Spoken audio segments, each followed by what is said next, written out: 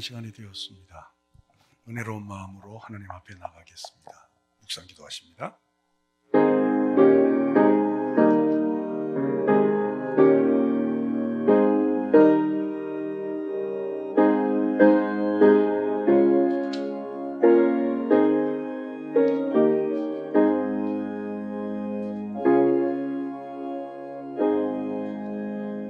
송준학 장로님 기도십니다.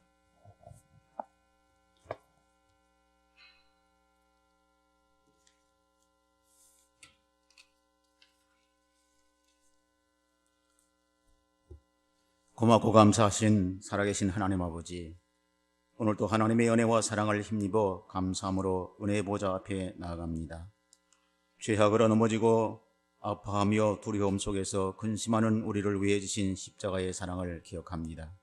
그 사랑이 우리를 다시 일어서게 하며 그 사랑으로 우리에게 새 힘을 주옵소서. 놀라우신 주님의 사랑이 이 시간 아버지께 예배하는 성도들에게 새롭게 하여 주옵소서. 아버지 하나님, 반복적인 죄의 습관으로 더 깊은 은혜의 자리로 나아가지 못하는 우리를 불쌍히 여겨 주옵소서. 겉으로는 다 괜찮을 것 같지만 여전히 속에 감추어져 있는 상처와 아픔이 우리의 생각과 마음을 주장하려고 합니다. 믿음으로 살아가야 함을 알지만 현실의 장벽과 눈앞에 이익이 한없이 작아지고 있음을 고백드립니다. 주님, 우리에게 다시 믿음을 주시옵기를 기도하옵니다. 은혜로우신 주님, 오래 따사로운 햇살을 주시고 촉촉한 대지에는 주님 주신 생명의 기운이 가득한 계절에 예배당에 모인 우리들에게도 비대면으로 예배드리는 성도들에게도 성령의 단비를 내려 주시면 우리들의 마음에도 성령의 빛으로 메마르지 않고 어두웠던 우리의 심령이 새 기운과 새 힘을 얻어 빛의 자녀로 살아갈 수 있음을 기도하옵니다. 자비로우신 주님, 하늘을 두루마리 삼고 바다를 먹물 삼는다 해도 우리를 향하신 하나님의 사랑을 어찌다 표현할 수 있겠는지요. 바라옵기는 하나님의 무한한 사랑이 우리에게 전해질 때 독생자 십자가의 희생이 말할 수 없다는 것을 다시 한시도 잊지 아니하며 각자의 삶의 무게를 성령 안에서 견고한 진들을 능히 싸워 이길 수 있도록 주신 말씀 따라 게으르지 않고 열심히 살아갈 수 있도록 인도하여 주옵소서. 아버지 하나님, 코로나19로 침체되어 있는 대한민국과 열방의 모든 나라 위에 하나님의 한없는 긍휼하심과 자비하심을 베풀어 주옵소서. 그리고 정부와 의정자들에게는 지혜와 명철을 허락하여 주셔서 국민의 공익을 실현하게 하옵시고 무너진 경제 또한 복음의 회복과 함께 회복되어지며 배려와 존중도 회복되어지는 사회 가운데 우리의 말과 행실을 통하여 오직 주님께 영광 올려드리는 믿음의 백성들 삼아 주옵소서. 하나님 아버지, 교회와 목사님을 위하여 간구하옵니다. 교회에 평안을 주심을 진심으로 감사를 드립니다. 특별히 목사님이 주신 사역 후에 강건함으로 감당하게 하여 주옵시고 신혼의 건강함으로 인도하여 주시며 가정의 평안도 함께하여 주옵소서. 그리고 우리 교회에 선교관을 주심을 감사를 드립니다. 공사 중에 안전으로 끝까지 지켜 주옵소서.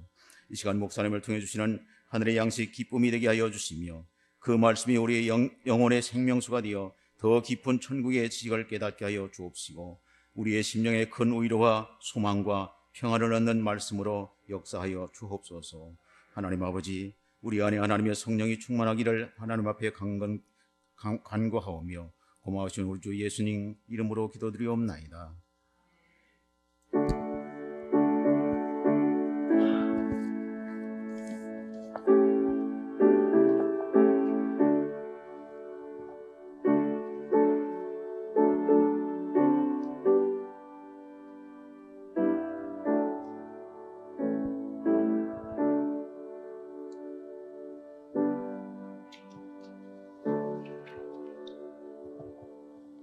성경 봉독입니다. 모인 무리의 수가 약 120명이나 되더라. 그때 베드로가 그 형제들 가운데 일어서서 이르되, 형제들아, 성령이 다윗의 입을 통하여 예수 잡는 자들의 길잡이가 된 유다를 가리켜 미리 말씀하신 성경이 응하였으니 마땅하도다. 이 사람은 본래 우리 수 가운데 참여하여 이 직무의 한 부분을 맡았던 자라. 이 사람이 불의의 삭스로 밭을 사고 후에 몸이 곤두박질하여 배가 터져 창자가 다 흘러나온지라. 이 일이 예루살렘에 사는 모든 사람에게 알리어져 그들의 말로는 그 밭을 아겔다마라 하니 이는 피밭이라는 뜻이라. 시편에 기록하였으되 그의 거처를 황폐하게 하시며 거기 거하는 자가 없게 하소서 하였고, 또 일렀으되 그의 직분을 타인이 취하게 하소서 하였도다. 그러므로 요한의 세례로부터 우리 가운데서 올려져 가신 날까지 주 예수께서 우리 가운데 출입하실 때에 항상 우리와 함께 다니던 사람 중에 하나를 세워 우리와 더불어 예수께서 부활하심을 증언할 사람이 되게 하여야 하리라 하거늘, 그들이 두 사람을 내세우니 하나는 바사바라고도 하고 별명은 유수도라고도 하는 요셉이요 하나는 마띠아라. 그들이 기도하여 이르되 못사람의 마음을 아시는 주여, 이 두 사람 중에 누가 주님께 택하신 바 되어 봉사와 및 사도의 직무를 대신할 자인지를 보이시옵소서. 유다는 이 직무를 버리고 제 곳으로 갔나이다 하고 제비 뽑아 마띠아를 얻으니 그가 11사도의 수에 들어가니라. 아멘. 오늘은 7번째 시간으로 말씀하신 성경이 응하였으니 라는 말씀을 가지고 사도행전 강의를 계속하겠습니다. 예수님께서 이 땅에 오신 것은 자기 백성을 이 세상에서 영원토록 살게 하기 위해서, 이 세상에서 편안히 무탈하게 살게 하기 위해서 예수님이 이 땅에 오신 것이 아니라, 예수님께서 이 세상에 오신 목적은 이 세상에서 탈출시키는 데에 목적이 있습니다. 그러니까 지금 우리 현재 교회가 지향하는 목적과 주님이 말씀하시는 목적은 전혀 다른 거예요. 혹시 우리 가운데서 예수 믿고 이 세상만을 추구해서 예수를 믿는다면 예수님이 이 땅에 오신 목적과 다른 거예요. 예수님 에클레시아라는 것은 밖에서 불러내다. 그래서 교회를 만드신 거예요. 왜 밖에서 불러내냐면 이 세상에서 탈출시키기 위한 거다. 그러므로 성도는 내 꿈을 이 땅에서 펼치는 자가 아니라 나의 희망이 이 땅에서 이루어지기보다는 그 이 세상에서 탈출시키려고 하는 아버지 하나님의 뜻을 알고 그 뜻에 부합하고 그 뜻에 이루어지는 것이 우리의 유일한 목표요 목적이 되어야 한다는 것입니다. 왜 그렇습니까? 우리는 이미 나의 것이 아니기 때문에. 우리는 이미 예수님의 피로 값주고 사신 주님의 것입니다. 그러므로 주 예수를 믿는다는 얘기는 예수님이 나의 주인이란 뜻이에요. 그러므로 성도는 나의 희망과 내가 요구하는 것보다는 주님의 말씀이 응하는 것에 아멘 하면 하면서 우리 성도의 가장 큰 기쁨은 하나님의 말씀이 내 삶을 통하여 이루어지는 것을, 하나님의 말씀이 내 삶을 통하여 관철시키는 것을 가장 기쁨으로 여겨야 하는 것입니다. 주님의 말씀이 응하는 것을, 주님의 말씀이 응하는 것을 내 삶을 통하여 관철되는 것을 기뻐하는 자들을 성도라고 합니다. 오늘 이 말씀의 전개는 가룟 유다로부터 출발을 합니다.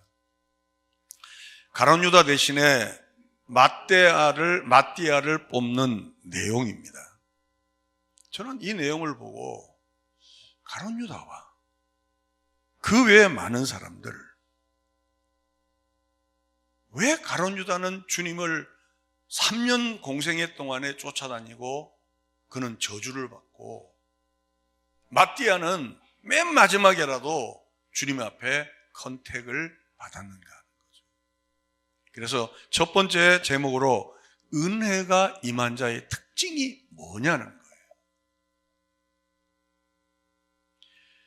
가룟 유다는 여러분 잘 아시다시피 주님을 배신하고 은 30에 주님을 팔아넘겼죠. 그리고 자신은 목매어서 자살을 했습니다. 요즘 여러분, 가룟 유다는 3년 동안 예수님하고 같이 다녔어요. 그렇죠. 우리는 예수님을 성령으로 믿고 의지하지만 가룟 유다는 예수님하고 3년 동안 동가식 서가숙을 했어요. 같이 먹고 같이 잔 거예요. 그럼에도 불구하고 그는 그 인생이 자살로, 자결로 그 인생이 종집을 짓는 거예요. 그리고 예수님을 판 그 30을 가지고, 은 30을 가지고 토기장이의 밭을 사서 행여자들, 나그네의 묘지로 삼았습니다. 이걸 먼저 저는 해석을 하고 싶어요. 마태복음 27장 3절에서 8절입니다. 그때 예수를 판 유다가 그의 정죄됨을 보고 스스로 뉘우쳐 그 은 30을 대제사장들과 장로들에게 도로 갖다 주며 이르되 내가 무죄한 피를 팔고 죄를 범하였도다 하니 그들이 이르되 그것이 우리에게 무슨 상관이냐 네가 당하라 하거늘 유다가 은을 성소에 던져놓고 물러가서 스스로 목매어 죽은지라. 대제사장들이 그 은을 거두며 이르되 이것은 핏값이라 성전고에 넣어둠이 옳지 않다 하고 의논한 후 이것으로 토기장이의 밭을 사서 나그네의 묘지를 삼았으니 그러므로 오늘날까지 그 밭을 피밭이라 일컫느니라. 누구든지 예수를 믿는 사람은 이 길을, 나의 인생을 이러한 전철을 밟고자 하는 사람은 아무도 없을 거예요. 그러나 정말 우리는 이 가룟 유다의 전철을 밟고 있지 않는 자인지, 아니면 나도 모르게 우리도 예수님과 같이 생활하고 같이 삶을 나누면서 내 일생을 그리스도인이라는 이름을 가지고 있으면서도 혹 가룟 유다의 길을 가고 있느냐. 조금 더 읽고 설명하겠습니다. 9절부터 10절입니다. 이에 선지자 예레미야를 통하여 하신 말씀이 이루어졌나니 일러스되 그들이 그 가격 매겨진 자 곧 이스라엘 자손 중에서 가격 매긴 자의 가격 곧 은 30을 가지고 토기장이의 밭값으로 주었으니 이는 주께서 내게 명하신 바와 같으니라 하였더라. 여기 마태복음 27장 10절은 원문에 보면 주께서 내게 명하신 바와 같다. 가룟 유다 이 사건도 주의 말씀이 응한 거라는 거예요. 다시 말씀드릴게요. 가룟 유다는 예수님을 팔고 은 30을 받고 자결하고 그것으로 나그네 된 행녀 한 자의 행녀의 나그네 묘지를 샀는데 이것이 말씀이 응하였다는 거예요. 자, 목자를 싫어하여 은 30에 팔아넘긴 것을 오늘 성경에 보니까 에레미야의 예언이 이루어졌다는 거죠. 근데 우리가 여기서 좀 더 적용을 해보면 배신이 가룟 유다만 한 건 아니잖아요. 12제자도 다 배신을 했죠. 여러분, 예수님이 십자가에서 달리신 것을 보고도 12제자는 다 도망갔어요. 나중에 성령의 은혜를 입고 다 같이 모였죠. 여러분, 성령 받는 것이 뭐냐면 이제 다음 주에 설명하겠지만, 자 보십시오. 십자가의 구속의 은혜를 눈으로 목도하는 자들이 다 도망갔어요. 근데 성령이 임하고 나서는 12제자가 다 순교했어요. 한국교회 성령론은 어디서 핀트가 잘못되었냐면 성령 받으면 자기의 가치와 자기의 능력과 성령 받아 목회했더니 목회가 뭐 이렇게 부흥되고 이런 쪽으로 가는 거 아니에요. 성령을 받으면 예수를 위해서 죽어가는 거예요. 여러분, 얼마나 차이가 납니까? 보통 교회에서 어려움을 주는 분들을 이렇게 보면 항상 은혜를 받지 않는 사람이고 은혜 받은 사람이 어려움을 줘요. 왜 그런지 아세요? 성령론이 잘못되었어요. 12사도 중에 가룟 유다만 배신한 거 아니에요. 저는 그렇게 생각합니다. 은혜 받은 사람의 특징이 뭐냐면 늘 그 사람의 고백은 나는 구원받을 만한 자격이 없다. 여러분, 은혜 받은 사람의 특징은 나는 하나님의 심판과 저주가 내게 임하는 것을 당연시 여기는데 그러나 하나님의 은혜가 임해서 내가 오늘날 이렇게 되었다는 거예요. 할렐루야. 나는 구원받을 만하고 나는 자랑할 만하고 내가 할아버지 때부터 믿어왔고 할머니 때부터 믿어왔고 우리 어머니가 누구고 이건 아무 관계가 없어요. 은혜를 받으면 받을수록 빛 대신 하나님의 영광이 내게 임함이 임할수록 내 속에는 선한 것이 없고 내 속에 있는 누더기 같은 벌레만도 못한 나의 속성이 그 하나님의 영광 앞에 드러나게 되는 거예요.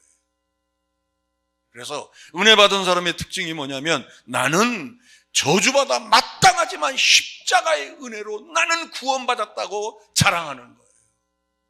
그래서 사도 바울도 나는 십자가 외에는 자랑할 만한 게 없다. 여러분, 그 말씀의 의미를 우리는 아셔야 돼요. 여러분들은 다 제가 보기에는 10년, 20년, 어떤 분은 50년, 어떤 분은 모태 신앙으로 이제껏 믿어오셨잖아요. 정말 우리 자신이 신앙의 신력을 자랑하거나 목사고 누구고 이걸 직분을 자랑하는 어리석은 자가 아니라 십자가 외에는 자랑할 것이 없는 은혜가 저와 여러분에게 있게 되기를 주님의 이름으로 축원합니다. 바울이 그 고백할 때는 나는 얼마나 죄인인 줄을 알게 돼요. 이 말씀을 가지고 두 번째 챕터로 들어갑니다. 그러면 가룟 유다가 예레미야의 예언대로 성경이 응했다는데 성경이 응하였다는 말은 도대체 무슨 말이냐는 거예요. 성경을 읽어보겠습니다. 시편 69편 25절입니다. 그들의 거처가 황폐하게 하시며 그들의 장막에 사는 자가 없게 하소서. 이 내용은 베드로가 시편을 인용한 내용이에요. 다윗의 입을 의탁하여서 가룟 유다에 대해서 예언한 거예요. 그들의 거처가 황폐하게 하시며 그들의 장막에 사는 자가 없게 하소서. 여러분, 시편 109편 8절에 보겠습니다. 그의 연수를 짧게 하시며 그의 직분을 타인이 빼앗게 하시며.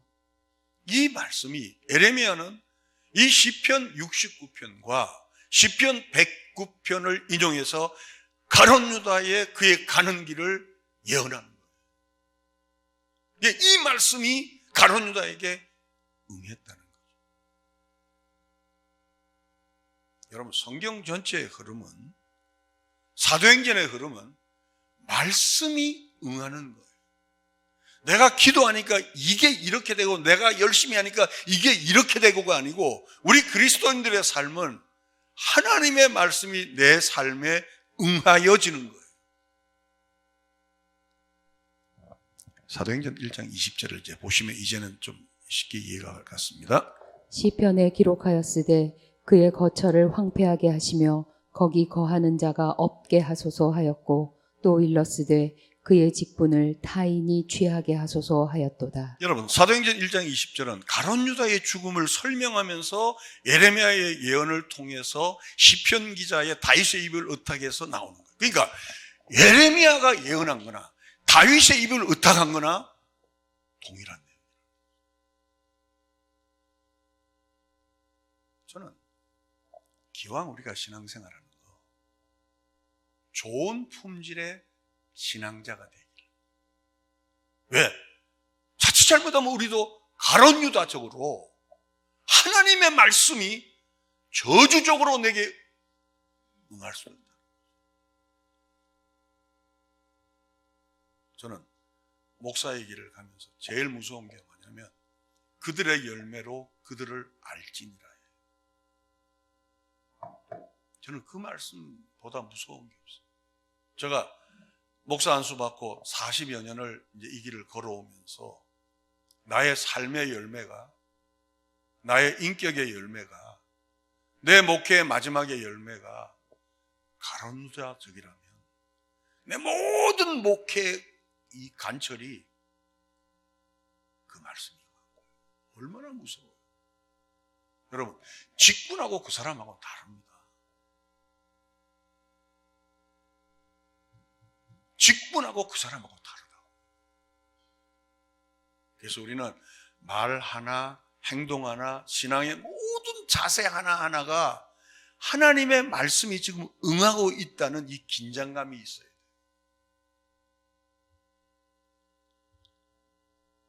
성경 전체의 흐름이 말씀이 응하는 거예요.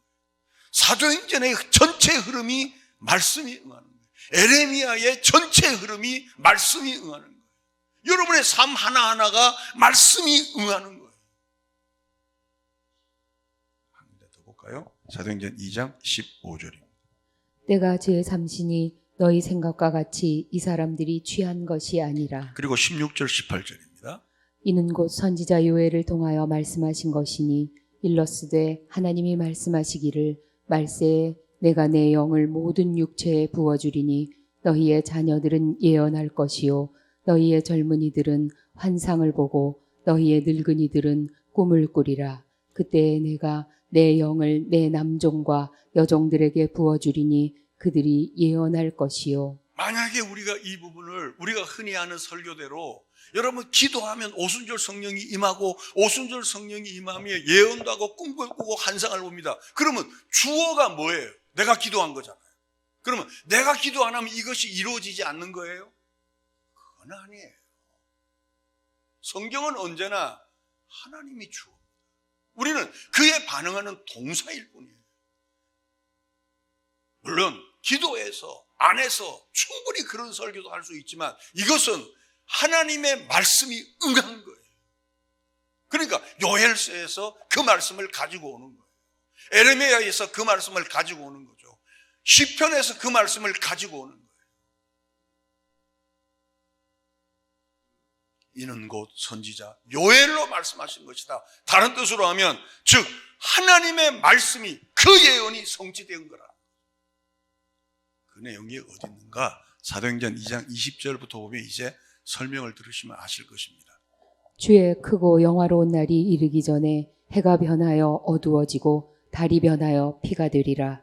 누구든지 주의 이름을 부르는 자는 구원을 받으리라 하였느니라. 이스라엘 사람들아 이 말을 들으라. 너희도 아는 바와 같이 하나님께서 나사렛 예수로 큰 권능과 기사와 표적을 너희 가운데서 베푸사 너희 앞에서 그를 증언하셨느니라. 그가 하나님께서 정하신 뜻과 미리 아신 대로 내준 바 되었거늘 너희가 법 없는 자들의 손을 빌려 못 박아 죽였으나 하나님께서 그를 사망의 고통에서 풀어 살리셨으니 이는 그가 사망에 매여 있을 수 없었음이라.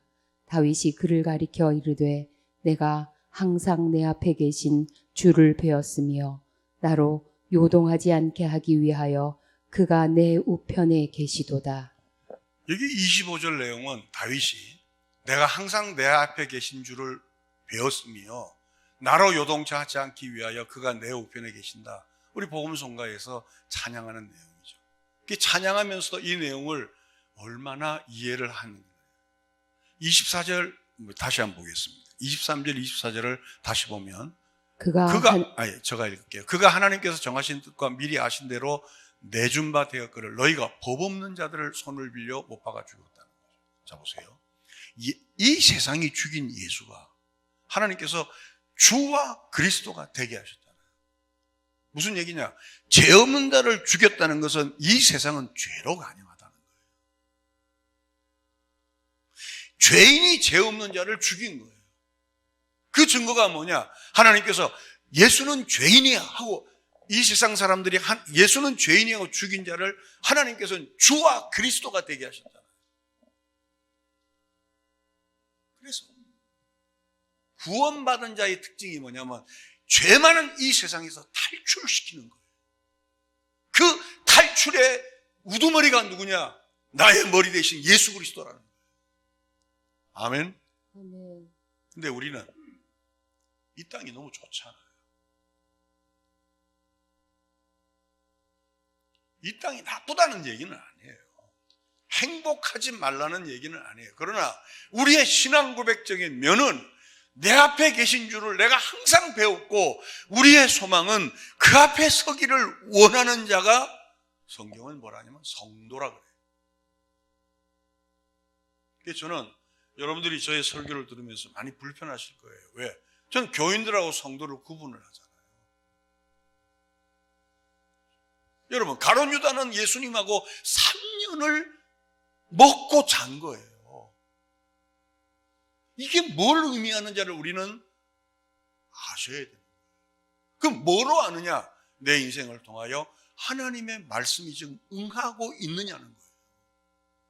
아니면 내 인생이 마치 빨래비누가 닳아 소비되듯이 신앙이 점점 말라 비틀어지고 스토아 철학처럼 돌덩어리가 되어가고 있느냐는 거예요. 이거는 보통 일이 아니죠. 일생을 믿으면 뭐 하겠어요? 그렇잖아요. 일생을 우리는 성경을 가지고 다닌다고. 그러나 이 말씀이 내게 응하지 않으면 가룟 유다의 가던 길을 우리에게 제시하면서 에레미야를 통해서, 다윗을 통해서, 요엘서를 통해서 그것이 하나님의 말씀을 응했다는 것은 얼마나 무서운 내용이에요.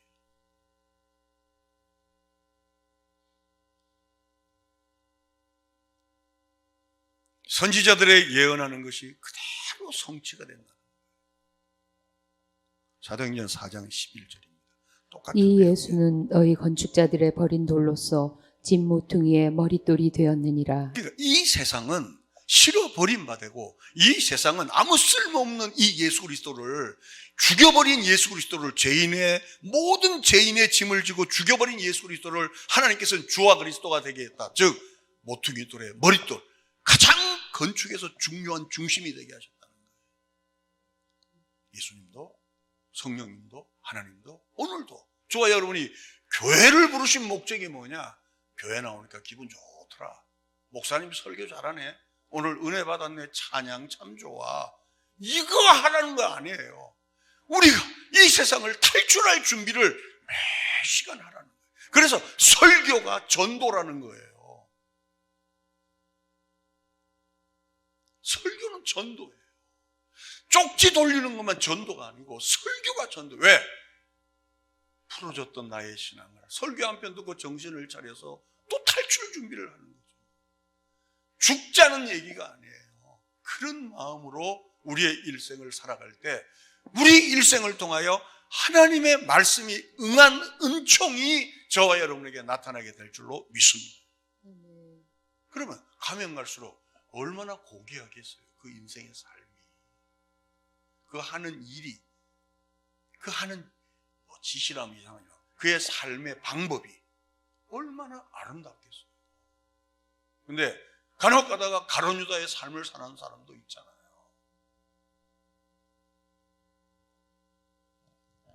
두 번째 우리가 생각할 부분은 왜 한 사람을 더 세워 12를 채우시나. 가룟 유다가 자결 했으면 그냥 11명 가지고 주의 일을 하면 될 텐데 왜 한 사람을 더 세우시나. 마가복음 3장 13절에서 19절을 보면 설명이 나옵니다. 또 산에 오르사 자기가 원하는 자들을 부르시니 나아온지라. 이에 12를 세우셨으니 이는 자기와 함께 있게 하시고 또 보내사 전도도 하며 귀신을 내쫓는 권능도 가지게 하려 하심이러라. 이 12를 세우셨으니 시몬에게는 베드로란 이름을 더하셨고 또 세베대의 아들 야고보와 야고보의 형제 요한이니 이들에게는 보아너게 곧 우레의 아들이란 이름을 더하셨으며 또 안드레와 빌립과 바돌로메와 마테와 도마와 알페오의 아들 야고보와 및 타데오와 가나안인 시몬이며 또 가룟 유다니 이는 예수를 판 자더라.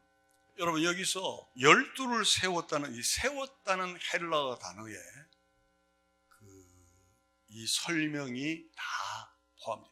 원래 세웠다는 단어가 헬라어로 창조하였다는 거예요. 그러니까 12를 세우는데 그냥 사람 하나 둘 셋 넷 다섯 해서 이게 12이 아니고 하나님께서 원하시는 것은 새로운 이스라엘을 창조한다.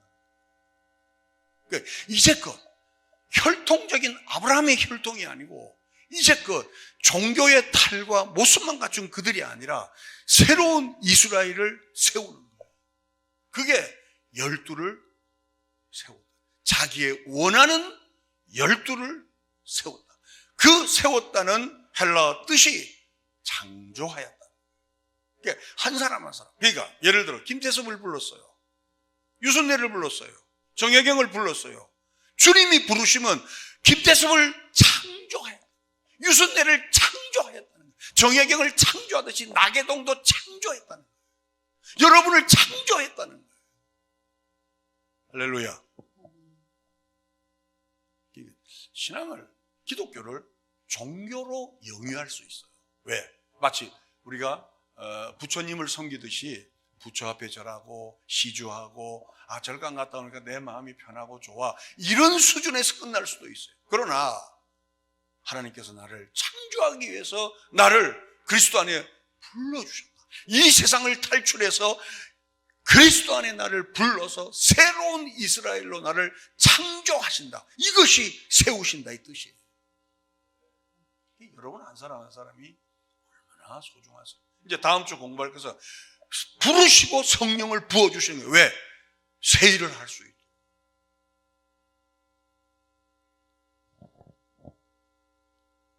기존의 이스라엘이 아니고, 기존에 내가 사는 방법이 아니고, 그죠? 기존에 내가 살아왔던 방법이 아니고, 새로운 질서, 새로운 가치, 새로운 철학을, 기독교 철학과 기독교 가치를 가르쳐 주는 거죠. 여러분, 이 세상에서 열의 하나를 내라는 기관이 어디 있습니까? 그건 사기죠. 근데 교회는 열의 하나를 내라 그러잖아요. 왜 그런지 아세요? 우리는 열의 열을 가지고 사는 자가 아니고 하늘의 양식으로 산다는 고백이에요. 여러분, 바빠 죽겠는데 수요일 날 왜 나오고, 뭐 지금 코로나 때문에 그렇지만 철야를 왜 나오고, 우리가 바빠 죽겠는데 왜 나와야 돼요? 왜? 이 땅의 가치보다는 새로운 가치와 새로운 철학과 새로운 체계를, 새 이스라엘을 배워나가야 된다는 거예요. 아멘? 근데 우리는 그걸 예배 안 드리면 저주받아 이렇게 나온 거예요. 이거 사람들이 뭐냐면 저주받아도 좋아, 나 안 가. 그러니까 이게 생각하는 사고가 다른 거예요. 여러분은 그리스도의 피로 이 세상에서 탈출시킨 거예요. 그러면 이 탈출을 해서 이제는 새로운 이스라엘로 세움을 입어야 돼요. 창조됨을 받아야 되죠. 할렐루야. 그것이 예배라는 것을 통하여 전도를 받고 이 예배를 통하여 하나님의 사람으로 세워져 가는 거예요. 근데 이걸 우리는 과거에 그랬잖아요. 예배 안 드리면 저주받는다 그러잖아요. 그러니까 청소년들이 미치는 거야. 우리 청년들이. 저주받아도 그러니까 나 안 가겠다는 거야. 그런 식으로 접근하면 아이들에게 반감만 더 나죠.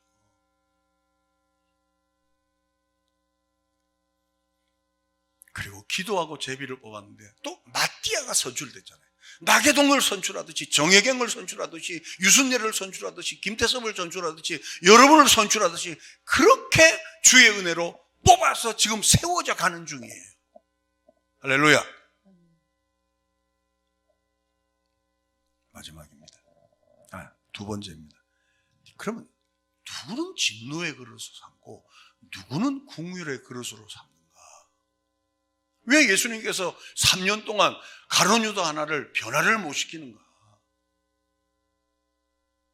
아니, 가룟 유다만 배신했습니까? 12명 다 배신했잖아요. 근데 왜 가룟 유다만 그 길을 가는가? 아니, 도대체 예수님이 누구길래 하나는 진노의 그릇으로, 하나는 긍휼의 그릇으로 세우는가 하는 거죠. 이거는 실제 신앙생활에 있어서 굉장히 우리가 좀 생각할 부분이죠.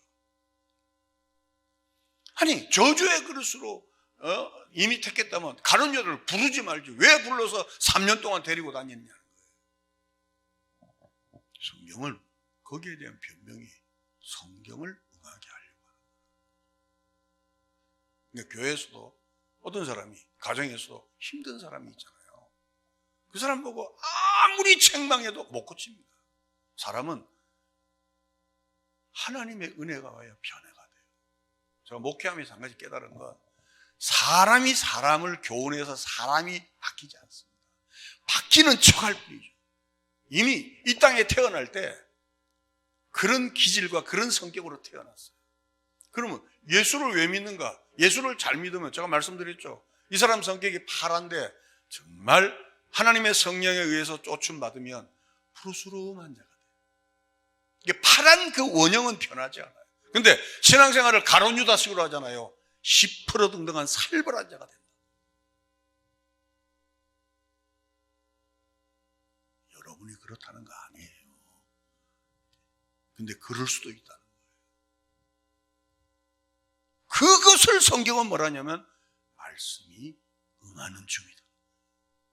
그러니까 이제 우리가 이렇게 정리합시다. 내 안에 독한 마음이 나오고 내 안에 악한 마음이 나올 때 내가 혹시 저주의 그릇으로 말씀이 응하는 것은 아닌가? 내가 화를 내야 될 찬스에 내가 분명히 이 사람과 다퉈야 될 찬스에 절제가 되고 은혜의 다스림을 받고 선한 일에 도모하는 나를 볼 때 혹시 하나님의 긍휼의 그릇으로 내가 응하는 것은 아닌가? 이것을 에베소서 6장은 이렇게 말합니다. 성령을 쫓으면 성령의 열매가 나오고 육신을 쫓으면 육신의 열매가 나온다. 똑같은 내용이에요.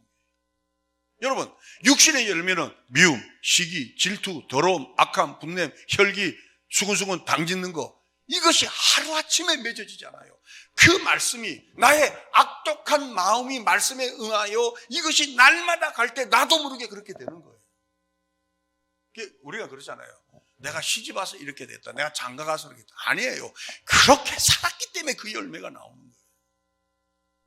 그럼 어떤 사람은 참 인품이 좋고 성령의 열매를 맺는 사람은 성령을 쫓아 누가 보든 안 보든 성령을 쫓아 10년 가고 20년 가고 30년 갈 때 그 인격의 열매에서 사랑과 희락과 화평과 온유와 충성과 자비의 열매가 그 삶을 통하여 나타나는 거예요.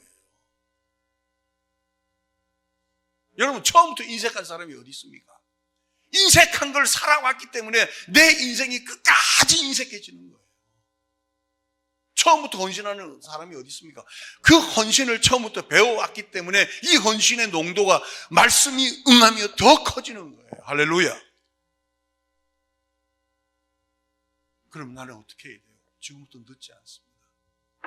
지금부터라도 여러분의 삶에서 육신을 쫓는 자가 아니라 성령을 쫓아 5년 가고 10년 가고 15년 가고 20년 갈 때 나도 모르게 여러분의 삶의 말씀이 응하여 성령의 열매를 맺는 하나님의 사람들이 되시기를 주님의 이름으로 축원합니다. 그러면 마지막입니다. 예수님의 역할은 뭐냐는 거예요.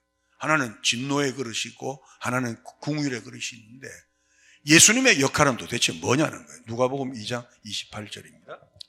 시므온이 아기를 안고 하나님을 찬송하여 이르되 주제여 이제는 말씀하신 대로 종을 평안히 놓아주시는도다.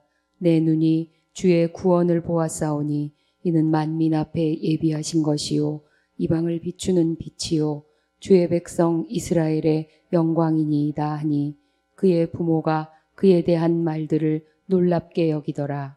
시므온이 그들에게 축복하고 그의 어머니 마리아에게 말하여 이르되 보라 이는 이스라엘 중 많은 사람을 패하거나 흥하게 하며 비방을 받는 표적이 되기 위하여 세움을 받았고 또 칼이 네 마음을 찌르듯 하리니 이는 여러 사람의 마음의 생각을 드러내려 함이니라 하더라. 34절을 제가 한번 읽어보겠습니다. 34절.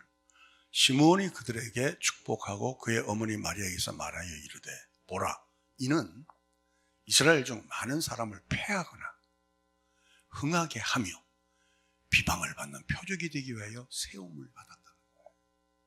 예수님의 역할은 흥할 자는 흥하게 하고 패할 자는 패하게 한다. 그러면 나는 뭐 이래 살아도 뭐 내 인생은 운명, 지금 운명을 이야기하는 거 아니에요. 이 말씀이 우리에게 알았다면, 하나님의 말씀이 우리에게 응하게 하기 위해서 이제는 육신을 쫓는 자가 아니고 성령을 쫓아 좋은 열매를 응하게 하기 위한 여러분의 헌신이 있게 되기를 주님의 이름으로 축원합니다. 근데 그러지 않고 뭐 이 말 들으나 마나 나는 뭐 내대로 살 거야, 그렇게 사십시오. 그러면 그렇게 살면 결국은 가룟 유다의 길을 걸어가는 거예요. 여러분 35절에 보시면 35절에 자 한번 읽어보시기 바랍니다. 또 칼이 내 마음을 찌르듯 하리니 이는 여러 사람의 마음의 생각을 드러내려 함이니라 하더라. 패함과 흥함, 그러니까 흥함만 위한 것도 아니고 패함만 위한 것도 아니라 여러 사람의 비방에, 왜 예수님의 여러 사람의 비방이 표적이 되냐면 이건 흥한 거야, 이건 패한 거야 라고 말씀을 한다는 거예요. 여러분 설교가 왜 어려운지 알아요? 설교가 여러분 칭찬만 하면 저 욕먹을 이유가 없어요. 그렇죠. 여러분 그렇게 하면 저주받습니다 라고 해야 된다는 거예요. 그렇게 하면 여러분의 말씀에 응함이 가론주다로 갈 수 있습니다 라는 설교까지 해야 돼요. 예수님이 왜 이 세상에서 그렇게 어려움을 당하셨어요? 그들의 죄를 지적하니까. 그러므로 예수님이 모든 사람을 사랑만 한다면 비방받을 필요가 없죠. 목사가 여러분이 무슨 행동을 해도 축복만 하고 사랑만 한다면 목사는 욕먹을 일이 없어요. 근데 이 강단은 패함과 흥함을 적시하는 거예요. 이 강단은 여러분 그렇게 하면 가룟 유다의 진노의 그릇이 응합니다. 이걸 제시하는 것이 강단이에요. 여러분 그렇게 하면 하나님께서 축복의 그릇으로, 긍휼의 그릇으로 여러분 사용합니다. 이걸 제시하는 것이 강단이에요. 말씀을 정리하겠습니다. 오늘날 예수님은 여기에 앉은 100여 명의 사람들의 마음과 생각을 지금 드러내고 있습니다. 여러분 중에서는 기쁨으로 이 말씀을 받는 사람이 있고, 여러분 중에서는 내가 지금 가룟 유다의 길을 가고 있지 않는가. 왜? 예수 믿는 사람으로서 사랑이 없어지고 갈수록 인색해지고 갈수록 하나님 앞에서 정말 퍽퍽한 인생을 살아가는가, 내가 이거 잘못된 것이 아닌가 하면서 돌아서면 오늘 이 시간이 축복의 시간이 될 줄로 믿습니다. 반면에 내가 가는 길이 옳고, 내가 지금 내 삶을 보니까 좋은 열매가 내 인생에서 나타나구나 하면서 이 기쁨으로 이 말씀을 받는 자는 더 매진해서 더 좋은 열매를 맺게 되기를 주님의 이름으로 축원합니다. 근데 어떤 사람은 잠자느라고 아무것도 못 들은 사람은 마음대로 하세요. 그건 저가 어떻게 할 수가 없어요. 오늘 말씀 이해가시죠? 좋은 열매 맺읍시다. 이게 긍휼의 그릇이 되자는 거예요. 그게 여러분의 삶에서 주님이 이 세상을 탈출시키고자 하는 원초적 목적이에요. 나는 뭐 천국은 죽어봐야 알지 여기서 어떻게 알아? 아니요. 그들의 열매로 그들을 안다니까요.